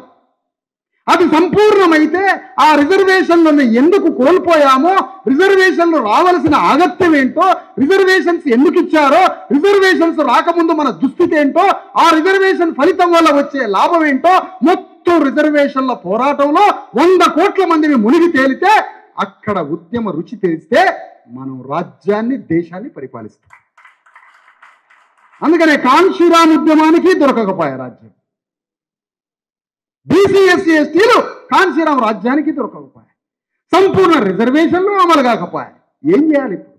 ఆవకుండా బతకకుండా అయిపోయింది. ఎన్ని మాట్లాడుకోవద్దా నాన్న? ఏం మాట్లాడతాను రోజు రోజు? ఏంది రేవంత్ రెడ్డి ఎవడెవడో పార్టీలు 3 పార్టీలు చూసుకోవడం ఫోన్లో. మీ గురించి చూసుకోరా? మీ బతుకు చూసుకోరా?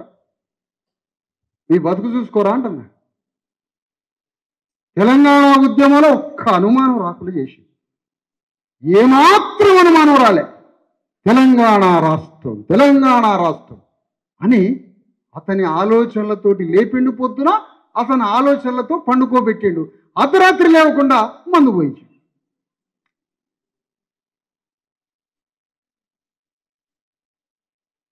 అట్లా ఉద్యమం నుంచి రాజ్యాన్ని తెచ్చుకున్నాడు. మనకి ఏమీ లేకపోయా. అందుకనే మొదటిసారిగా మన విముక్తి కోసం, మన బీసీ ఎస్సీ ఎస్టీల విముక్తి కోసం, మన బిడ్డల చదువు కోసం ఒకవేళ 4 లక్షల ఉద్యోగాలు ప్రభుత్వం కానీ ప్రకటించి 50% బీసీలకు రిజర్వేషనే ఉంటే 2 లక్షల ఉద్యోగాలు బీసీలకు వస్తాయి. తెలంగాణ ఆంధ్ర ఉద్యమంలో వస్తున్నాయా ఉద్యోగాలు? 90% రిజర్వేషన్లు వస్తే ఇది లాభమా? దేశ స్వాతంత్రం లాభమా? తెలంగాణ వస్తే లాభమా? హిందూ రాజ్యం వస్తే లాభమా? చెప్పండి ఇప్పుడు సమాధానం. నేను బయలుదేరుతున్న దేశం అంతా తిరగడానికి. 90% రిజర్వేషన్లు ఇస్తే లాభమా? హిందూ సామ్రాజ్యం ఏర్పడితే లాభమా? ఈ క్లారిటీ తలకాయకి చెప్తాం పోయి దేశం అంతా తిరిగి. మన మహనీయులు ఎట్లా పోరాడినరు. ఏ పని లేకుండా ఉంటావా ఇంట్లో?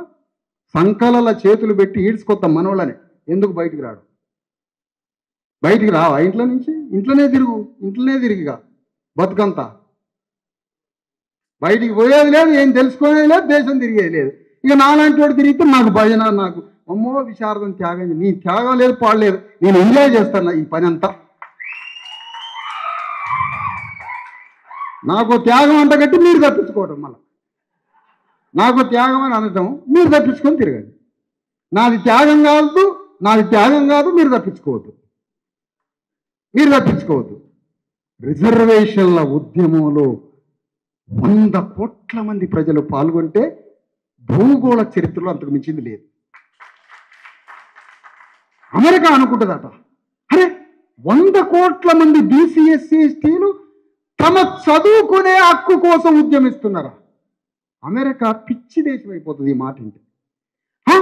100 కోట్ల మంది చదువుకోవడానికి ఇప్పుడు రిజర్వేషన్లు అడుగుతుర్రా? 100 కోట్ల మంది ఉద్యోగం చేయడానికి హక్కు అడుగుతుర్రా? 100 కోట్ల మంది భూమి సంపద రాజ్యంలో ప్రతి చోట శూద్రులకి, అతిశూద్రులకి, గిరిజనులకి హక్కు కావాలని ఉద్యమిస్తుండ్రా?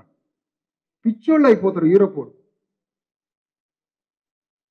మనం ఇప్పుడు బయలుదేరి ఎందుకు? కరుణ అనేది పుస్తకం దొరకలే. కథ అక్కడ పెట్టింది అతను. మరి కేసీఆర్ ఎన్ని పద్యాలు చదివేటోడు కరుణానిధి పద్యం చదవైతే నువ్వు ఊలిపోతావని తెలుసు కాబట్టి ఆ పద్యం చదివి. ఎందుకు? కరుణానిధి కవిత్వం శూద్రుల రాజ్యం కోసం. అది కూలిపోతుంది కాబట్టి కరుణానిధి కవిత్వం బయటికి రాలేదు. అందుకనే చర్యకి ప్రతిచర్య. లల్లు ప్రసాద్ యాదవ్ చర్యకి ప్రతిచర్య, ములాయం సింగ్ యాదవ్ చర్యకి ప్రతిచర్య, కర్పూరి ఠాగూర్ చర్యకి ప్రతిచర్య, కాన్షీరామ్ చర్యకి ప్రతిచర్య. తెలంగాణ బీసీలు చెప్పాలా? పెద్ద మనుషులు చెప్పాలా? నాకేం చిన్నోడిని, నాకేం తెలుసాయా? నేను చిన్న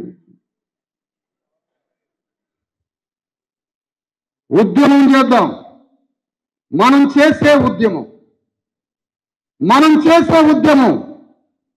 1000 సంవత్సరాలు మన బిడ్డలు సుఖ సంతోషాలతో బతకడానికి చేస్తాం. మన బిడ్డల కోసమే మన బీసీ ఎస్సీ ఎస్టీ సమాజం చల్లగుండాల, నల్లగొండాల. దానికోసం చేస్తాను. ఈయనకి ఏటా అన్ని సమస్యలు గుర్తొస్తాయట కేసీఆర్కి. ప్రతి సమస్య ఈడ బోర్లు ఎన్ని వేసిండ్రు, ఎన్ని అడుగులు వేసి వాని ముచ్చట పాడు కానీ పిచ్చి లేచింది 20 ఏళ్ళు. రిజర్వేషన్లు తప్ప అన్ని మాట్లాడిన. చెట్లకి ఎన్ని ఆకులు, ఎన్ని పసర్లు నూరాలా, ఎన్ని మంత్రాలు చేయాలా, చింత చిగురు, రొయ్యలు, శనగపప్పు, ఎక్కడి మాటలు, ఏం కథ. నీ చాదబళ్ళతోటి చచ్చిపోయిన కదా. ఈడ భూత వైద్యం ఉన్నాం మేము మింగడానికి. నేను పెద్ద పెద్ద భూత వైద్యం మాది. భూత వైద్యం అంటే భూతం కాదు, అది భౌతిక వైద్యం. భూతం కాదు. పంచభూతాలంటే దెయ్యాలు కాదు. ఆకర్షణలో చెప్తాడు, పంచభూతాలంటే దెయ్యం అని ఎగిరిద్దా శైలజ. పంచభూతాలంటే భూతాలు కాదు, పంచభౌతికాలు అని. రిజర్వేషన్లు తప్ప గాంధీ, మోహన్ దాస్ కరమ్చంద్ గాంధీ రిజర్వేషన్లు తప్ప అన్నీ మాట్లాడిండు. కేసీఆర్ రిజర్వేషన్లు తప్ప అన్నీ మాట్లాడిండు. భారతీయ జనతా పార్టీ రిజర్వేషన్లు తప్ప అన్నీ మాట్లాడు. మేము రిజర్వేషన్లు తప్ప ఏమీ మాట్లాడు.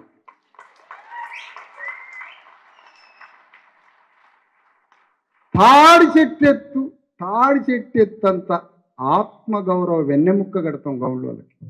ఎందుకంటే తాడి చెట్టంత ఆత్మగౌరవం కలిగిన వాడే సర్దార్ సర్వాయి పాపన్న గౌడ్. అరే 10 మందితోటి రాజ్యానికి వచ్చిండు, 10 మందితోటి రాజ్యానికి వచ్చిండు. మనం ఇప్పుడు 10 మంది సాయంత్రం సుధారి పని చేసి చెట్లలో కూర్చొని కోటర్ సీసాలు ఇప్పి తెల్లారిందాక ముచ్చెట్లు, ఏడుపులు. మళ్ళీ అందులో ఏడుస్తున్నాడట మనోడు, 30 ఏళ్ళకి ఏడుస్తున్నాడట. అమ్మో, ఆయన కోటర్ బీకగానే ఏడుపు. మళ్ళీ ఈయన ఏడుపుతాడు, వాడు దూడుతుంటాడు. మళ్ళీ పక్కన స్నేహితుడు ఈయనకి, మళ్ళీ ఈయనకు స్నేహితుడు తాగి ఆటోలో పండండి, తెల్లారి బట్టలు దురుపుకొని పోవాలి ఇంటికి. సాహు మహారాజులాగా, సాహు మహారాజు సర్దార్ సర్వాయి పాపన్న గౌడ్ లాగా ఆ చెట్లలో కూర్చొని మాట్లాడరా? అది కాదా మీ పని? కేసీఆర్ స్పీచ్లు వినండి. ఇంకా యూట్యూబ్లో ఒత్తి రేవంత్ రెడ్డి లాగులలో తొండలేస్తారట. ఉన్న తొండలు పీకేస్తాం మేము, లాగులలో ఉన్నాయి. నీ భాష అది. నేను నాకు తెలియదా ఈ భాష? నాకు అసలు తెలియదు నాయన, తల్లితో నాకు తెలియదు. నువ్వు చెప్పినావు, నీకు చెప్తాను. చర్యకు ప్రతి చర్య. పేగులు తీసి మళ్ళీ మీరు నోట్లోనే చేయి పెట్టి తీస్తాం. పేగులు నోట్లో పెడతాం చెయ్యి. ఏందంటే ఇది జీవితానికి అర్థం కావాలి, జీవితానికి పరమార్థం కావాలి, చరితార్థులుగా మిగిలిపోవాలి. సమాజ మార్పు కోసం, సహబాధిత వర్గం కోసం, దుఃఖపడే దుఃఖితుల కోసం, పేదల కోసం విప్లవాన్ని సృష్టించేవాడే చరిత్రలో నిలబడతాడు. ఈయన వాట్సాప్లో పెడతాడు మనోడు, అందరూ బాగుండాలి, అందులో నేను ఉండాలి. అయిపోయింది దీని పనిగా. పల్ల కొట్టాడు రా వాడిని, చెప్పలే పల్ల కత్తి వేసి కొట్టాలి. ఏంద్ర అందరూ బాగుండేది. ఇంకా ఆయన వాట్సాప్ పెట్టగానే అయిపోయింది. ఆయన పని, సమాజం పని అయిపోయింది. ముందు మనోళ్ళని కొట్టాలి. సిగ్గు శరం మన జాతులుగా నేర్పాలి. సిగ్గు శరం ఫస్ట్ మన జాతులుగా నేర్పాలి. తోడాసే శరం లేదు. అందుకనే ఎవరంటే దుష్మన్ లేదు. రేవంత్ రెడ్డిని అంటున్నాం భయ, రేవంత్ రెడ్డి బాయ్ సాబ్ 90% రిజర్వేషన్లు ఇయ్యి. ఈ అమ్మ నీ దగ్గర ఉంచుకో ముఖ్యమంత్రి పీఠం. 90% రిజర్వేషన్లు ఇయ్యి. 90% రిజర్వేషన్లు ఇచ్చి సాహు మహారాజులాగా బతకరాదు ఒక్కరోజాను. ఎందుకా బతకంటున్నా? రోజు నీకు ఆయన మనశ్శాంతి ఉందా? నీకేమైనా పోనీ మనశ్శాంతి? వాడు ఢిల్లీ ఓడి దంతడో తెలియదు, వీడి దంతడో తెలియదు, ఎవడు దంతడో తెలియదు. ఎప్పుడు ఆ 90% రిజర్వేషన్లు ఇయ్యరా? దండ తీసుకుపోయేస్తాం మేము నీకు మెడకి. నేనే వస్తా దండ వేయడానికి.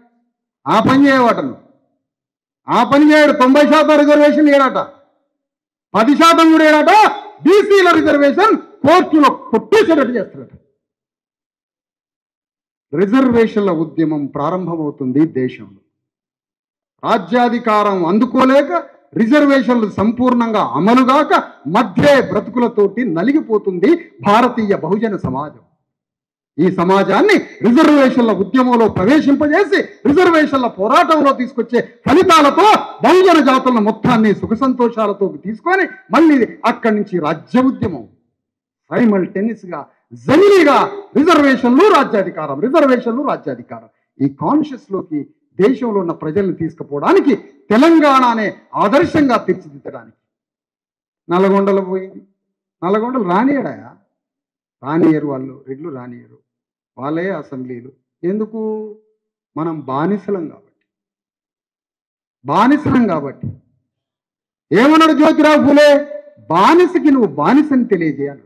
అంబేద్కర్ కూడా అన్నాడు ఆ మాట. అక్కడే విప్లవం వస్తుందని చెప్పారు ఇద్దరు.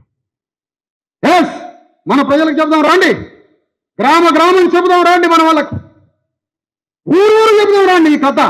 రిజర్వేషన్ల ఉద్యమాన్ని చెబుతాం. వాళ్ళు తెలంగాణ మీటింగ్లు పెట్టారు, నక్సలైట్ల పాటలు పాడారు. నీ గోరి కడతాం కొడుకు నైజాం సర్కర్ వాడ. ఎవరిని కొడతావు గోరి? నైజాంది కడతావా? రెడ్డి వెలమదూరలది కట్టవా గోరి? వాళ్ళ గోరి కట్టొద్దా? వాళ్ళ గోరి కట్టకుండా ఈయన గోరి కడతారట. నిజాం సర్కారులో ఉన్నది నిజాములు ఎంతమంది? లక్షల మందా, వేల మందా? నీ అడ్మినిస్ట్రేషన్ అంతా ఎవరు?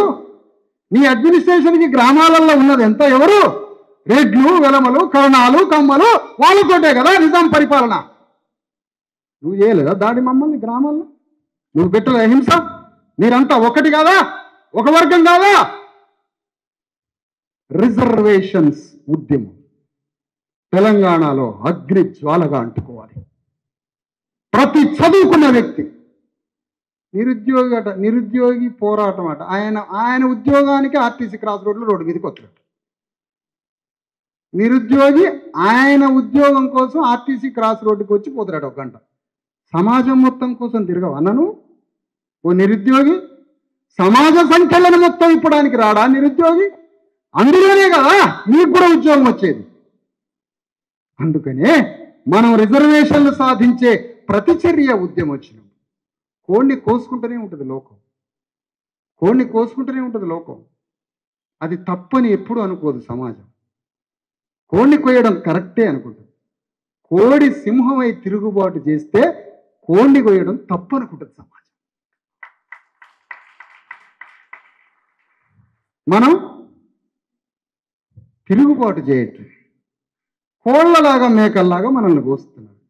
ట్రాన్స్ఫర్మేషన్ దోపిడీ చేసే వర్గంలో పరివర్తన రాదు. వాళ్ళు గౌతమ బుద్ధులు కాదు. వాళ్ళలో పరివర్తన రావడానికి నువ్వు ఆత్మగౌరవంతో ప్రతిచర్య ప్రారంభించినప్పుడు, నువ్వు ఆత్మగౌరవంతో నీ ఉద్యమాన్ని విశ్వరూపం చూపించినప్పుడు, నీవంతా బానిసగా బతకడం ఆత్మగౌరవంతో స్వీయ క్రమశిక్షణతో మన ఉద్యమం, మన మహనీయులు, మన పోరాటం, మన యుద్ధం చేసినప్పుడు శత్రువు కూడా ట్రాన్స్ఫార్మ్ అయి పరివర్తన చెంది మనలో ఒకటిగా మారి అందరం కలిసి బతుకుదాం అంటాడు శత్రువు. నీ ఉద్యమం ఏది? శ్యామల కిరణ్ కుమార్ రెడ్డిని గెలిపిస్తుంది. నీ ఉద్యమం ఆడిది, ఆయన కాడికి పోతుంది. నీ ఉద్యమం ఆడ ఒక్క బీసీఎస్సీ ఉద్యమం 12,500 గ్రామాల్లో ఉన్న అగ్రకులాలకి అభిముఖంగా ఒక్క నాయకుడిని తయారు చేయకపోయే బీసీఎస్సీ సంఘాలు. ఇక్కడ రాజ్యం ఏడొస్తుందన్నా? ఎందుకు వస్తుందన్నా? ఒక్క గ్రామంలోని బీసీఎస్సీ ఎస్టీ నాయకుడు నిలబడి, నువ్వు ఎంఆర్ఓ దగ్గర పోతావా, నేను వస్తా. నువ్వు పోలీస్ స్టేషన్ దగ్గర పోతావా, నేను వస్తా. నువ్వేమన్నా రాజ్యాంగంలో రెడ్డి వేలములకి ఏం రాయలే కదా? 4 పార్టీలకు రాయలేగా రాజ్యాంగం? రాజ్యాంగం భారతదేశంలో ఉన్న 140 కోట్ల మందికి రాసింది కదా. నీకు కూడా పోలీస్ స్టేషన్ బయలుదేరు. అభిముఖ నాయకుడిని సృష్టిద్దాం గ్రామాలలో. ఆ విధంగా ఈ ఉద్యమాన్ని ఉధృతంగా చేద్దాం. విద్యావంతులందరినీ ఈ ఉద్యమ అవగాహనలోకి తీసుకొని వద్దాం.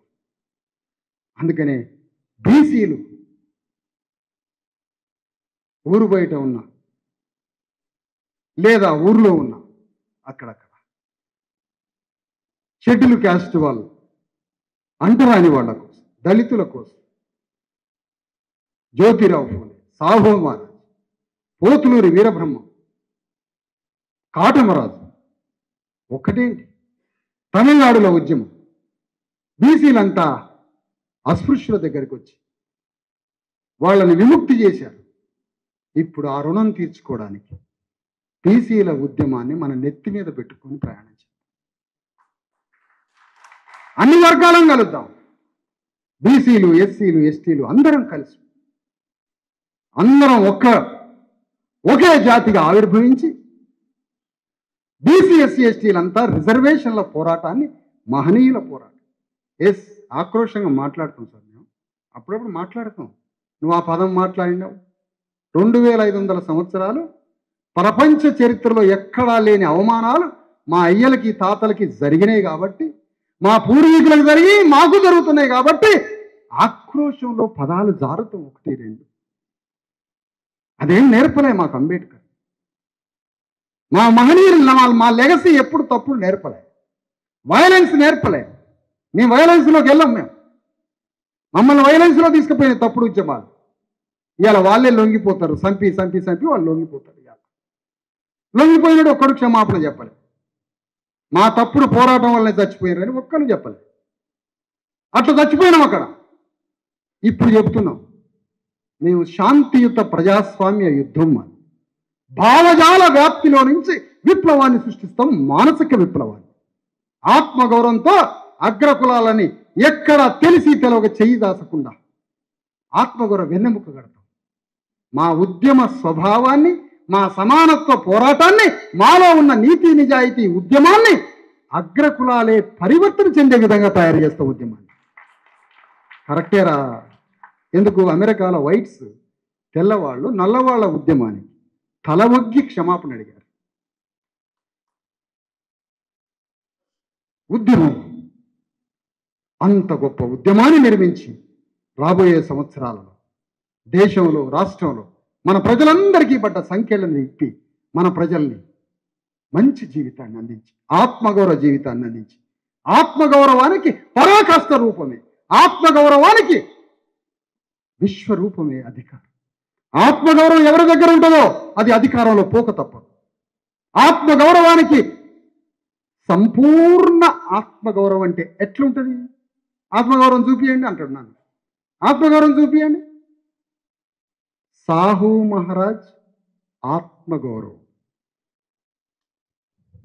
సమ్మక్క సారక్క ఆత్మగౌరవం, పోతులూరి వీరబ్రహ్మం శూద్రుల విముక్తి కోసం పోరాడిన పోతులూరి వీరబ్రహ్మం. ఆంధ్రాలో వీరబ్రహ్మం ఏందా అని అంటాడు ఒకడు. అని పళ్ళ పీకండి, పండు రాలేటట్టు. ఆంధ్రాలోనే చిన్నజీఆర్ స్వామి వచ్చి వాడు సీఎం పీఠంలో కూర్చుంటాడు. మన పోతులూరి వీరబ్రహ్మం చేసిన పాపం ఏంటి మరి? అందుకని ఆత్మగౌరవం అంటే సర్దార్ సర్వాయి పాపన్న గౌడే ఆత్మగౌరవ స్వరూపం. అతనే ఆత్మగౌరవం. ఆత్మగౌరవం ఏం చేస్తుంది మనిషిని? తన ఆత్మలో ఉన్న అభిప్రాయాలని, తనలో సృష్టించుకున్న విలువలు ఏదైతే ఉంటాయో ఆ వాల్యూస్కి కట్టుబడి ఆ విలువల కోసమే బ్రతికే మనిషిగా బతకటం, ఆ విలువల కోసం తన ప్రాణ జీవితాన్నైనా దారపోయడం, ఆ విలువలైన ప్రిన్సిపల్స్ కోసం బతకడమే సోల్ ట్రైనింగ్, ఆత్మశిక్షణ. ఆ ఆత్మకి అనంత రూపమే అధికారం. ఎందుకు? నీ విలువల కోసం నువ్వు బతికినప్పుడు, నీ ఆత్మ కోసం నువ్వు బతికినప్పుడు, నీ ఆత్మ చెప్పినట్టుగా నువ్వు బతికితే నీలాగా నీ చుట్టూ సమాజం తయారైతే, నీలాగా నీ చుట్టూ సమాజం తయారైతే ఆ సమాజం నుంచి అధికారం వస్తుంది. అది ఆత్మ.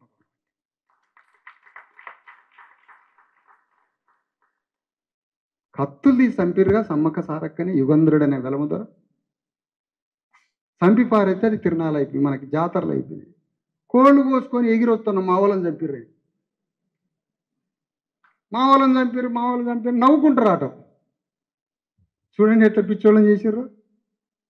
మా అక్కలను చంపారు, మా వాళ్ళని చంపారు అని కోళ్ళు విపరీతంగా కోడరు చేసాలు నీళ్లు కలపకుండా తాగటం, మత్తు రావాలి, కార్యాలు బయలేనట్టు తాగటం, తాగి కోళ్ళు తిని మా అక్కలను చంపారు.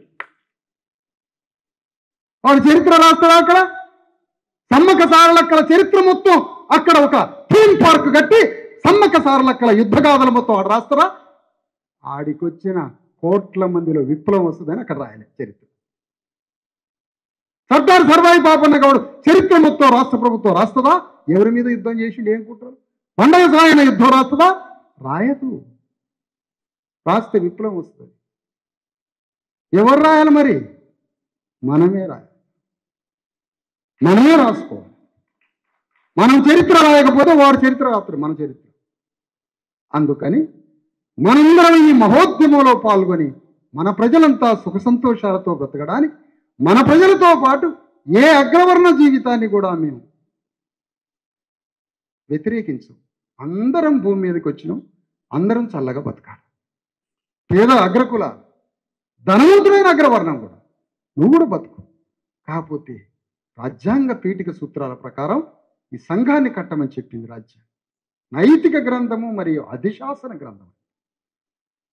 ఆ విధంగా సమాజాన్ని కట్టడంలోనే మన జీవితాల్ని భాగస్వామ్యం చేసి కుటుంబానికి ఒక 8 గంటలు, పనికి ఒక 8 గంటలు, ఒక 4 గంటలు ఉద్యోగం మన ఉద్యమానికి అందరం అంత కేటాయించి తలా 10 రూపాయలు 5 రూపాయలు ఈ ఉద్యమంలో వేసుకొని ఈ ఉద్యమాన్ని పెద్దది చేసి దేశంలో రాష్ట్రంలో ఉన్న 3.5 కోట్ల మంది తెలంగాణలో ఉన్న బీసీల కోసం ముందుగా 42% చట్టం ఏదైతే వచ్చిందో అది చేయడానికి ముందు మనం, దాని తర్వాత ఎస్సీలు, ఎస్టీలు, బీసీలు 90% మంది ప్రజలైనటువంటి ఇంత పెద్ద ప్రజానీకానికి ప్రతి రంగంలో వాటా కావాలి. కాంట్రాక్టులా అందులో వాటా కావాలి. రోడ్లు ఇస్తున్నావా అందులో మా వాటా ఎంత, కాంట్రాక్టులు ఎవరికి ఇస్తున్నాను అందులో మా వాటా ఎంత, మార్కెట్, చైర్మన్, వైన్ షాప్ ప్రతి దగ్గర డిస్ట్రిబ్యూషన్ కావాలి. అలాంటి ఒక మహాపోరాటం చేద్దాం. అలాంటి ప్రజాస్వామ్య యుద్ధంలో మీరంతా పాల్గొని సమాజం కోసం నాయకులు కండి, లీడర్షిప్ వహించండి, ఆత్మగౌరవంతో లీడర్షిప్ వహించండి. 4 జతలు తెల్ల బట్టలు పట్టేయండి రేపే. మంచి మంచి పిచ్చి పిచ్చి బట్టలు వేయద్దు. పిచ్చి పిచ్చిగా దూకోకుండా పిచ్చి బట్టలు వేసుకొని తెగిన చెప్పులు వేసుకొని పాయింట్ అంతా ఎట్లా ఉండొద్దు. మంచి బట్టలు వేసుకోండి. రెడ్డి ఆయన మంచి మంచి బట్టలు వేస్తుంటే ఆయన వైపు దిగా చూస్తారు. ఇట్లున్నాడు దొరగారు. నీ వైపు చూడాలా సమాజం అంతా, నీ నాయకత్వం వైపు చూడాలి. నీ పక్కన గన్మ్యాన్లు తిరగాల 4 ఏళ్ళ మీ చుట్టూ. ఒక్కొక్క మనిషికి 2 గన్మ్యాన్లు ఉండాలి. అట్లా నాయకత్వం. మనం నాయకులం కావడానికి రాజ్యాంగం పుట్టింది. వాళ్ళు రాజ్యాంగం రాజులు కావడానికి పుట్టలే, మనల్ని రాజులు చేయడానికి వచ్చింది రాజ్యాంగం. అట్లా బీసీలు, ఎస్సీలు, ఎస్టీల కోసం ఈ మహోద్యమంలో మీరంతా భాగస్వాములై ఈ ఉద్యమాన్ని జయప్రదం చేయాలి. ఆ జయప్రదం ద్వారా మనం గొప్ప జీవితాన్ని జీవించాలని కోరుతూ సెలవు.